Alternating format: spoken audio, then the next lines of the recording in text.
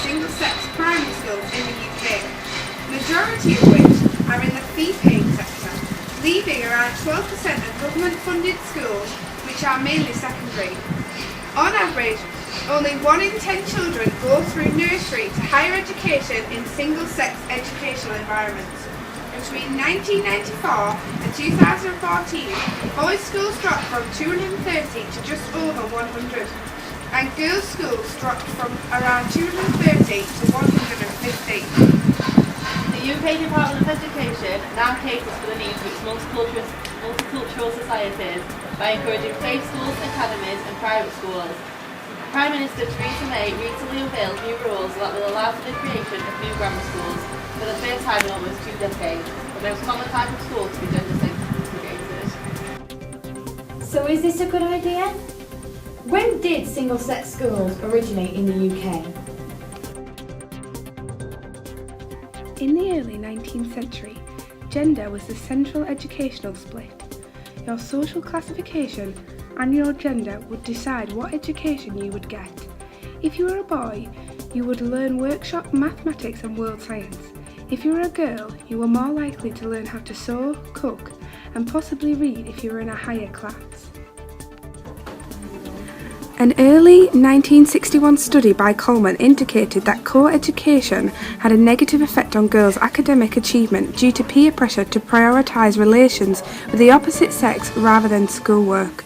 Thus, in 1993, educationalist Bright suggested that girls in single-sex schools are more positive about their own abilities and their role over their lives, have less stereotyped gender role attitudes, and hold higher aspirations for the future. 72-year-old retired teacher Nora McCartney from Home Village went to Lancaster Girls' Grammar School in 1962. She is adamant that her schooling neither set her back nor gained her any special treatment in her career. I left school when I was 18 and I met my husband and got married. We adopted 2 children, and it wasn't until later in life that I decided I wanted more and went to Durham College to study teaching. I followed in my family's values as marriage and having a family was important. The girls' grammar school just happened to be where I got into school at this time. To further my understanding of Nora's school experience, we spoke to more recent students from the Lancaster Girls' Grammar who did not quite share Nora's views. 67 years later, an undergraduate student at the University of Cumbria who completed her prior studies at the Lancaster Girls' Grammar claims that she feels being at an all-girls school had both pros and cons. I was very outgoing as a high school student. I felt safe in my classroom environment, and even though there were girl fights occasionally, you learn to love it.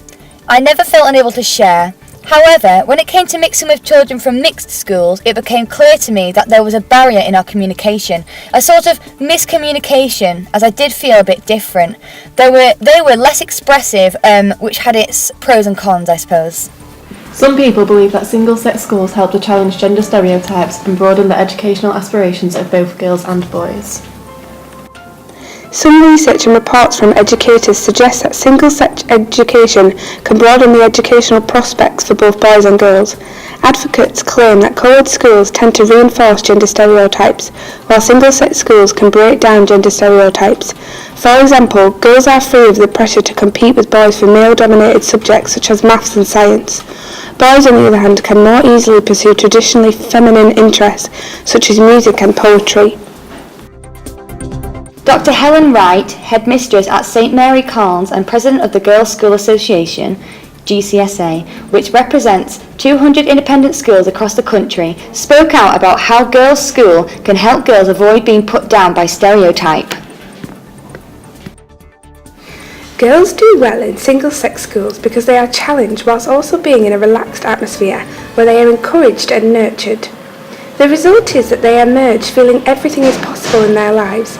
They are free of stereotypes that cause women to stand back from what they want to achieve. In science in particular, girls' schools have a better track record.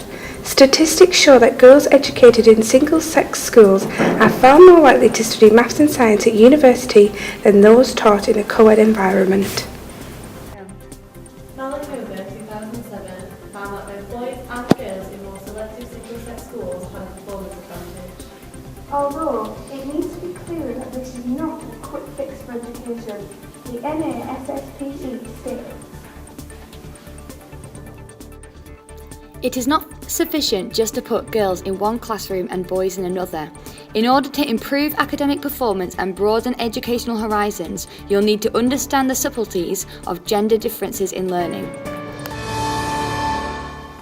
In 2009, Wiseman and Baker stated, with women constituting more than 2/3 of the world's approximately 800 million illiterate adults, the importance of gender inequality in education has never been clearer. Some UK residents agree with this view, as they see the purpose of education to not only be to teach children academic skills, they should be able to socialise and interact with members of the opposite sex to prepare them for adult life. Between 1969 and 1974, educationalist Dales predominantly stated that his studies found that both boys and girls were more satisfied with co-education, seeing it as a more natural environment and feeling it helped their relationships with the opposite sex. The Guardian suggests the reason people think single-sex schools are better is because they do well in league tables, said Smithers, Director of the Centre for Education and Employment Research.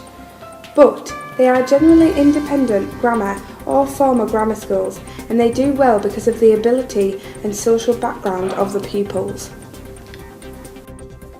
After looking at views from both sides, what can we say will be the outcome for Britain as we gain more grammar schools and possibly more gender segregation?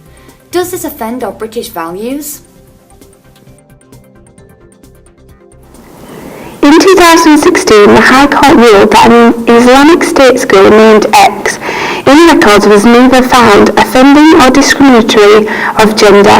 The ruling came after the school in question was found to be separating all children in all activities during the day, from registration, meal times to playtimes. The court ruled that the schools could separate the children as long as the children were not being found to be less favourably treated in any way, and that the school was being inclusive in their teaching for all abilities. With the new year set in and the current Prime Minister's values on education at the forefront of our news, the future state of our education system is constantly in question. Thank you for watching today. I've been Jez Woodhouse, and this is University of Cumbria News.